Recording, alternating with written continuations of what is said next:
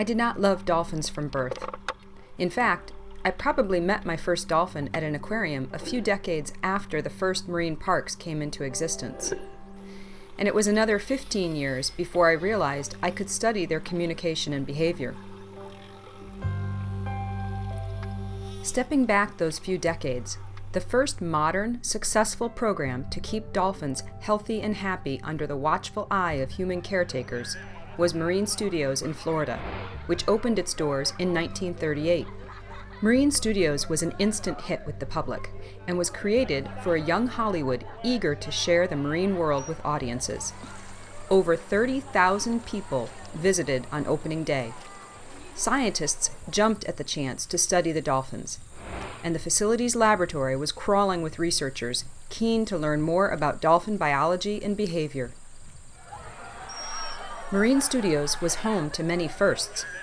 It was the first facility to see the successful birth of a bottlenose dolphin in captivity, a dolphin named Spray, born in 1947. It was the first facility to test dolphins' intelligence and behavioral flexibility by training them to present complex behaviors. It was home to the first dolphin movie star, Flippy, who starred in Revenge of the Creature. The film was released in 1955. Marineland of the Pacific opened in California in 1954, and a number of facilities soon followed around the country. By the time the television show Flipper made its debut in 1955, the public was already gripped by full-blown dolphin fever. The 1960s saw an explosion of interest in dolphins from both the general public and the scientific community. John Lilly opened a research facility on St. Thomas, where he hoped to establish two-way communication with dolphins. The U.S. Navy launched its marine mammal program and was interested in learning how dolphins managed to glide so effortlessly through the water. Researchers were also interested in dolphin physiology, specifically their deep diving capabilities, as well as how their echolocation worked. Lou Herman's early dolphin cognition and communication experiments also began in the late 60s in Hawaii, and SeaWorld opened its doors in San Diego in 1964. Throughout the 1960s, 70s, and 80s, dolphinaria sprang up across the globe, from the UK and Europe to Asia and South America. The UK's first dolphinarium, Flamingo Park, opened its doors in 1963, followed closely by Harderwijk Dolphinarium in the Netherlands. Today, there are hundreds of facilities across the globe that display dolphins, offering everything from dolphin shows to in-water swim with dolphin encounters.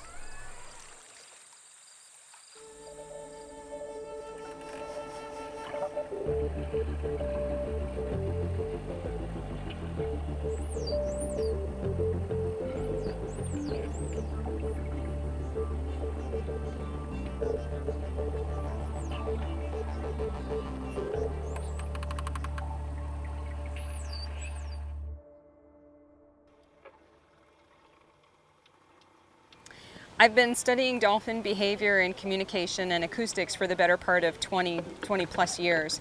And I started my studies in graduate school studying wild Atlantic spotted dolphins in the Bahamas. And then about a little more than a decade ago, I was able to begin a systematic study of captive dolphins at the Rothe Institute for Marine Sciences. And then a few years later was able to start my studies here at Dolphin Encounters at Blue Lagoon Island.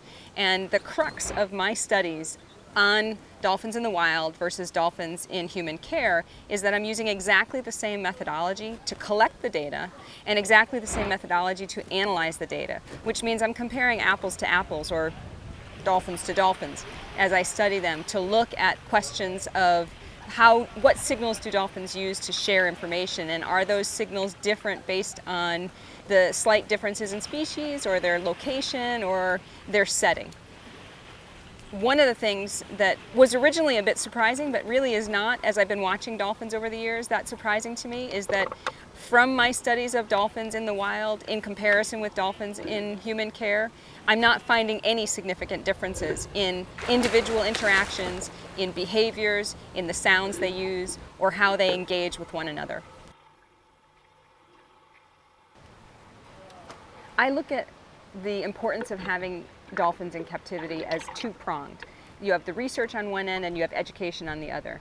for research, the amount of information that we've learned about dolphins in captivity from animals in captivity based on their health and their physiology and their anatomy is information we would not have had.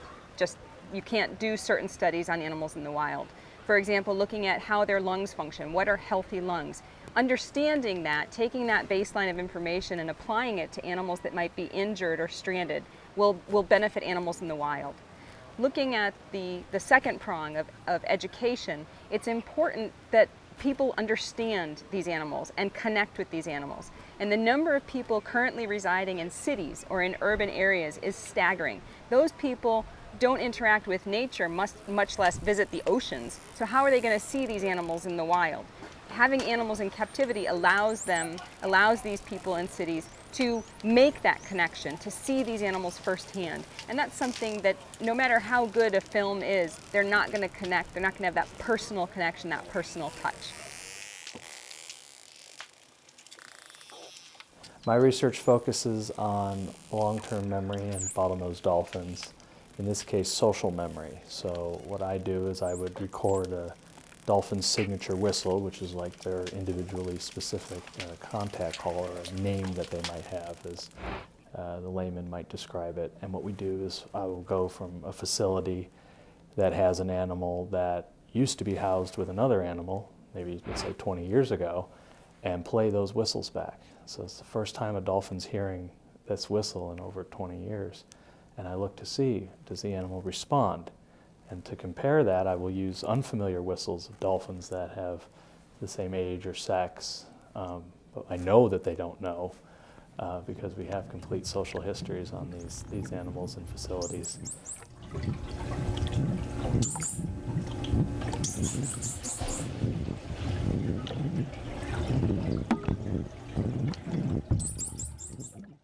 And then once we do those playbacks, we can assess, did the animals respond more to the call we think is familiar, or did the animals respond more to the unfamiliar, or they didn't show no difference? And once you can do that enough times and get enough relationships tested, you can actually determine how long dolphins can remember each other's whistles, those individual calls. To conduct this research in a wild population would be incredibly difficult. The problems you'd have, you wouldn't be able to identify when the last time these individuals saw each other, because you can't monitor them all the time acoustically. I mean, you might be able to tag every dolphin in, let's say, Sarasota Bay, but what you wouldn't be able to determine is, did the dolphin you've tagged perceive the whistle a mile out of its former companion? Or it just would be a logistic nightmare to really get this fine assessment. This study that I've done is a real example of why captive animals are necessary for good science and good research. It's important to have these kinds of controls where you can say, okay, I know the complete social history of this animal, who it's been housed with and who it hasn't, and then go out and try to collect these data and say, okay, we have this concrete social knowledge of these animals, and then we can test this memory component using that. When you actually visit these facilities and you talk with these trainers and you talk with the people responsible for the care and management of these animals, they are the most professional, talented group of people that you could want to work with as a scientist. They know their animals, they know their science, they know how to take care of these animals, and when they want to bring you in, or when you decide, hey, I'd like to work with you on this, their interests are not in preserving their facility, their interests are in preserving these animals. So we have made it part of our mission, our vision for Dolphin Quest to support research and conservation. And I have had, through my career, a good relationship with many researchers, and so we've been able to put those relationships into play and conduct research projects. We support research projects with money, and also what we call in-kind support. That is, researchers come to our facility, they need baseline data, baseline physiology data, in order to make sense of what they're getting from the wild. And so they come to us.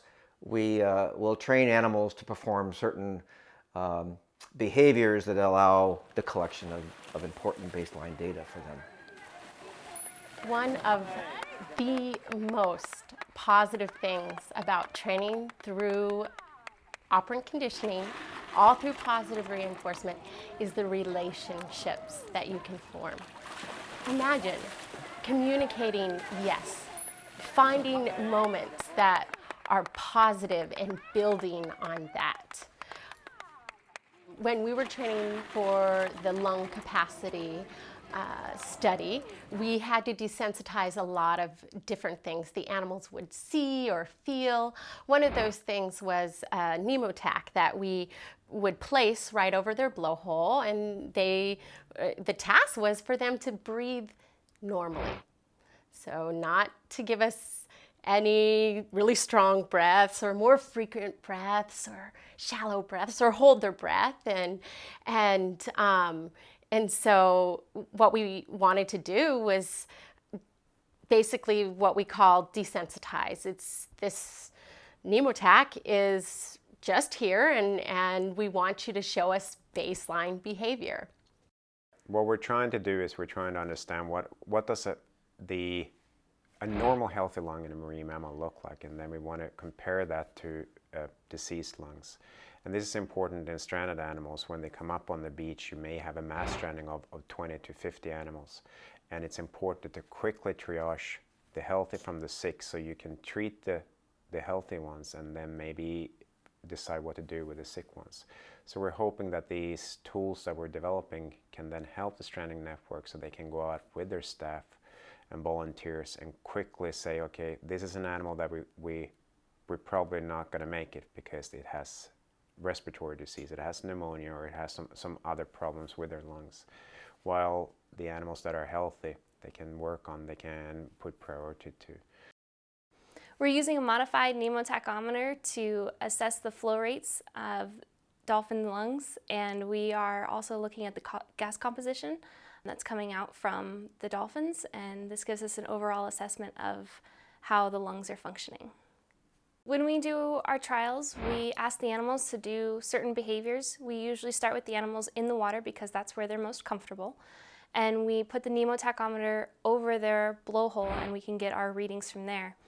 Then we start progressing. We've asked animals to do things like extended breath holds while being stationary. We've asked them to do long underwater swims. We've also just recently started asking the animals to beach themselves and allow us to get gas compositions while they're beaching themselves. And this is going to be really amazing for applying it towards stranded animals and seeing how the gas compositions can change over a period of time being out of the water, which is really important for survivability. As with all research, you need to have a gold standard. And without having healthy animals in a controlled environment that we can manage, which we do with the help of the trainers, and the trainers are integral in this piece. We couldn't do this. We couldn't find out this information. If we're going to be able to do proper management, proper conservation, we need to understand their behavior, their ecology, and also their physiology. These are all linked, and you can't study two without the other. So you need all these pieces. And the only way that we can understand physiology, especially the smaller cetaceans, which we hopefully can translate to the larger ones, is with the help of captive facilities. So I think that you may have an opinion about the ethics of keeping animals captive. We do it with a lot of other animals. We do it in livestock. But I think we have an opportunity with these places of learning something, and these animals are ambassadors for their species in the wild.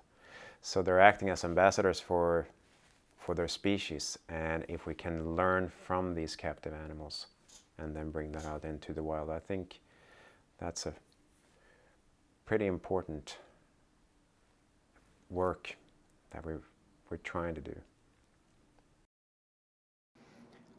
Well, the challenges that facilities have had over the years have evolved as healthcare has improved, as reproduction has become much, much improved. Yes, there's been some pressures put on by activists to, for one, not collect animals from the wild, and that certainly has been the case for the last 25 years. All animals in facilities now, just about all animals are reproduced. They're youngsters, and youngsters born to youngsters that have changed the whole paradigm of where animals come from and how they're perceived in facilities now.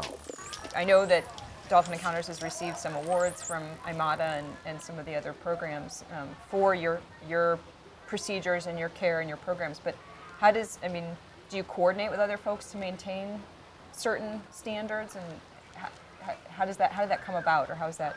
I don't know too much about it. Well, we're regulated here within the Bahamas by the government of the Bahamas and Department of Marine Resources, and which reports to the Department of Agriculture. And then we're also voluntarily a member of the Alliance of Marine Mammal Parks and Aquariums, Okay. which is an international association of over 50 facilities Okay. worldwide that of animals, aquariums, zoos, research institutions, and professional organizations that is dedicated to the highest standards and care for marine mammals under the care. As we look at the way various zoos and aquariums have developed their facilities for the animals, we've definitely seen huge changes. You look back 50 years, you see major changes. You look back 10 years, you still see significant changes. And that's because the science of caring for animals is a moving target. And the knowledge that we learn about these animals changes all the time. So as we learn more about their dietary needs, their physiological needs, their mental needs, we start changing how we care for them, the way we feed them, the size of their habitats, the composition of their social structure. We're constantly changing and adapting as we learn more. The care that we give the animals has changed dramatically in the last 40 years, but you have to understand that 40 years ago was the beginning. We were a startup in terms of animal care. We were just learning.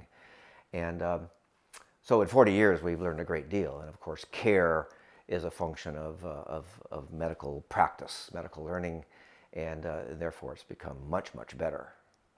Those of us who work in the zoological environment are drawn to this profession because of that caring about the animals and our desire to inform the public, our desire to inform science and learn more, and our desire to enact better legislation to protect the environment for these animals. And so we have a real desire to see what happens in a zoo or an aquarium be held to a very high standard, because it's important to us, because the animals are what we care about. The animals are why we're here.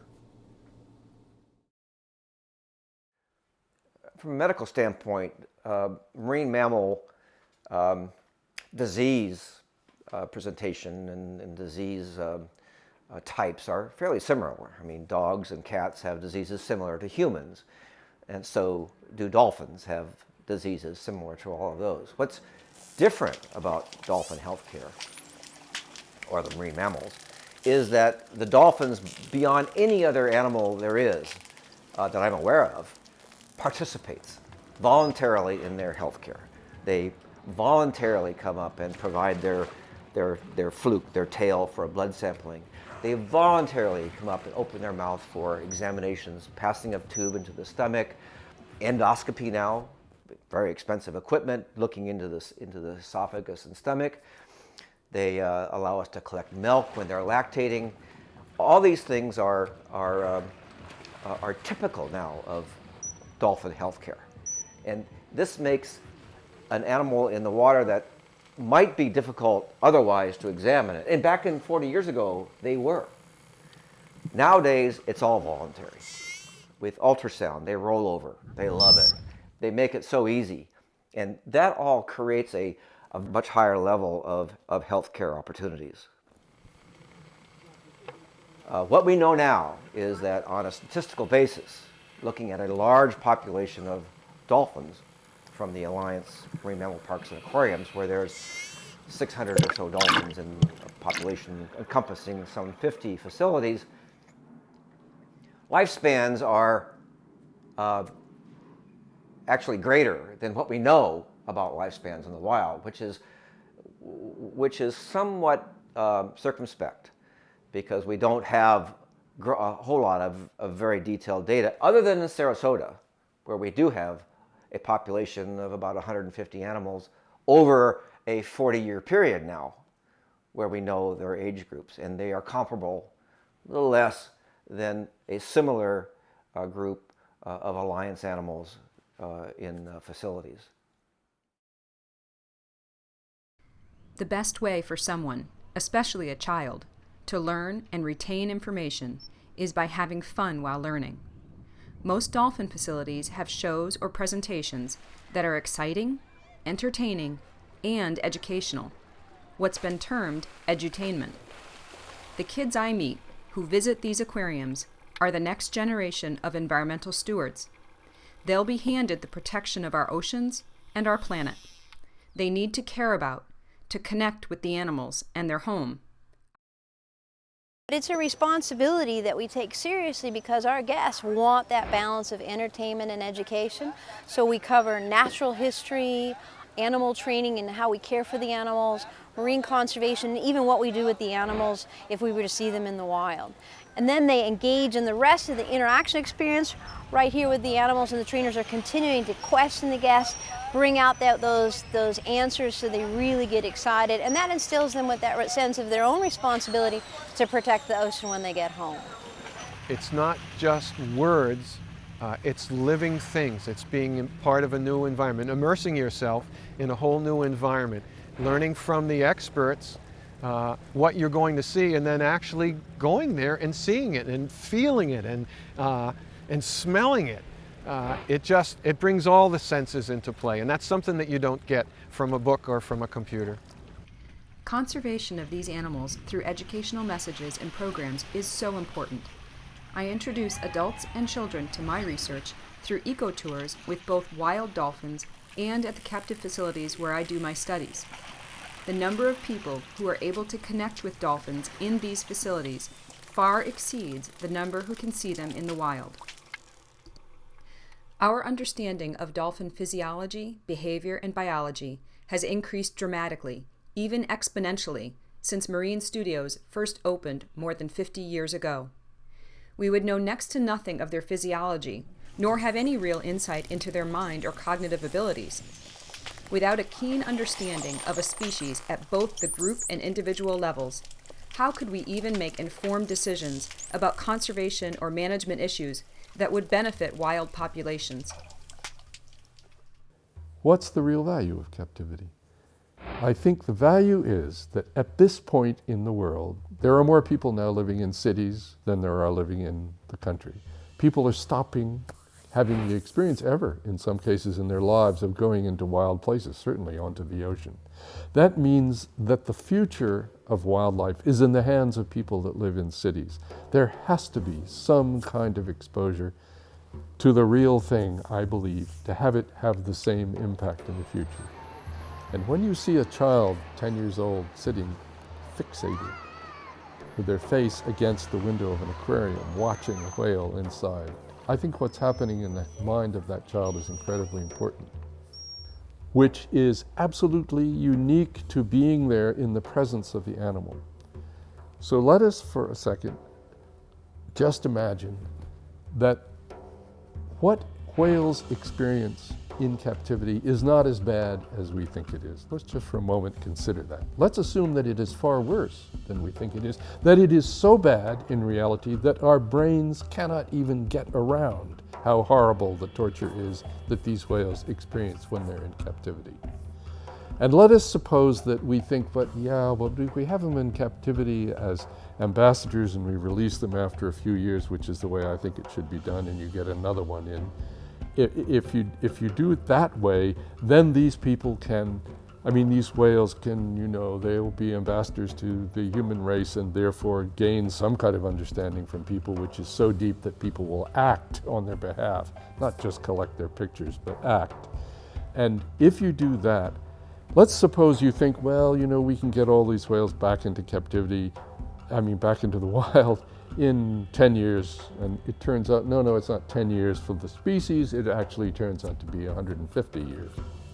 And so you think, oh, wow, well, what would it be like after 150 years when there had been 7 or 8 generations of these whales in between? Well, let's say that by 150 years, you can carry on enough of a conversation with a whale to be able to interview it. Maybe that's baloney, but let's stick with it for a second. And let's say that here is the whale, it's about to be put in the water, and you're able to say to it, given the hideous torture which you have suffered for these past few years, what is your comment on the fact that you are about to be released into the wild? And my feeling is it would have positive words in it, because nothing is worse than extinction. Nothing is worse than extinction.